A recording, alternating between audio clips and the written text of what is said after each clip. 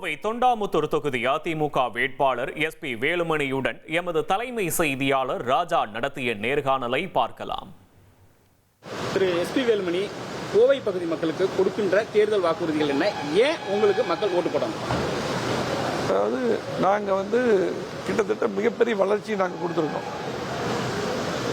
தீர்க்க முடியாத பிரச்சனை அத்திக்குடி திட்டம், ஏர்போர்ட் விரிவாக்கம், இதெல்லாம் நாங்கள் பண்ணியிருக்கிறோம். அவங்க கிளம்பல போட்டாங்க.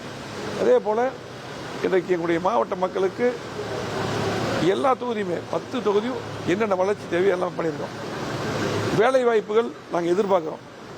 அதை நாங்கள் எல்லாமே அதிகமாக பண்ணோம். அதுக்கு தான் நிறைய திட்டங்கள் வச்சுருந்தோம். இவங்க எதுவுமே பண்ணல. வேலை வாய்ப்புகளை உருவாக்குவோம். அதே போல் இன்னும் பார்த்தீங்கன்னா கோவை மாவட்டத்தை பொறுத்தளவுக்கு அத்திக்கடு வாரணாசி திட்டம் செகண்ட் ஸ்கீம், அதான் முன்னாடி சொல்லிட்டேன், இதெல்லாம் கொண்டு வருவோம்னு சொல்லிட்டேன். அந்த மாதிரி ஸ்கீமெல்லாம் நிறையா இருக்குது. பாலங்கள் சிலது இருக்குது. அதே போல் பார்த்தீங்கன்னா இன்றைக்கி கோவை மாவட்டத்தில் பார்த்தீங்கன்னா நொய்யல் ரிவர் நாங்கள் 210 கோடி ஒதுக்கணும். அதை பார்த்தீங்கன்னா திமுக முழுமையாக சரியாக பண்ணல. நொய்யல் ஆற்றை முழுமையாக அதோடைய அகலத்தை என்கரேஜ்மெண்ட்டில் எடுத்து முழுமையாக நொய்யல் ஆற்றை பழையபடி நாங்கள் புனரமைக்கு அந்த ஸ்கீம் கொண்டு வருவோம் மத்திய அரசோடு சேர்ந்து. காலையிலேருந்து உங்கள் தொகுதியை நாங்கள் பார்க்கும்போது பல இடங்களில் ஒரு போஸ்டர் பார்க்க முடிஞ்சது. தொண்டாமுத்தூரின் தொண்டர் அப்படிங்கிற அந்த போஸ்டர் பார்க்க முடிஞ்சது. எப்பயும் தொண்டர் தான்.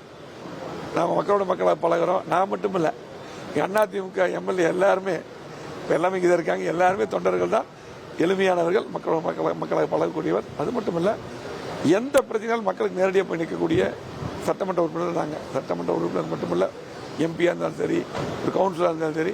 இன்னும் சொல்ல போனால் எங்கள் எம்எல்ஏ எல்லாம் கவுன்சிலரை விட இறங்கி போய் பணியாற்றுறாங்க. அதுதான் முக்கியம்.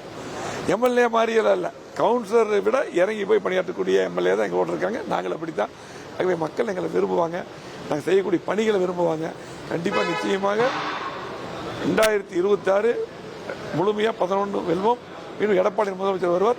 விடுபட்ட திட்டங்களை 5 வருடமும் அவங்க எதுவுமே பண்ணல. அதே போல் பார்த்தீங்கன்னா கோயம்புத்தூரில் தமிழ்நாடு முழுவதும் இருந்தாலும் கூட கோயம்புத்தூரில் அதிகமாக சட்ட ஒழுங்கு பாதிக்கப்பட்டிருக்குது. திருப்பூரெல்லாம் சட்ட ஒழுங்கு சரி செய்யப்படும் எடப்பாடியில் வந்தது. அதே போல் பெண்கள் பாதுகாப்பு ரொம்ப முக்கியம்.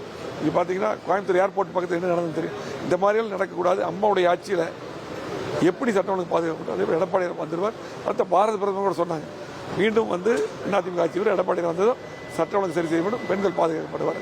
1,28,00,000 மனங்களை வென்ற தந்தி டிவி யூடியூப் சேனல். தவிர்க்க முடியாத தம்ப்நெயில், கலக்கலான கான்டென்ட்ஸ். நீங்களும் இந்த குடும்பத்தில் இணைய இப்பவே சப்ஸ்கிரைப் பண்ணுங்க.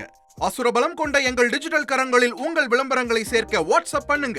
8939888838. Email advtthanditv@dttv.in.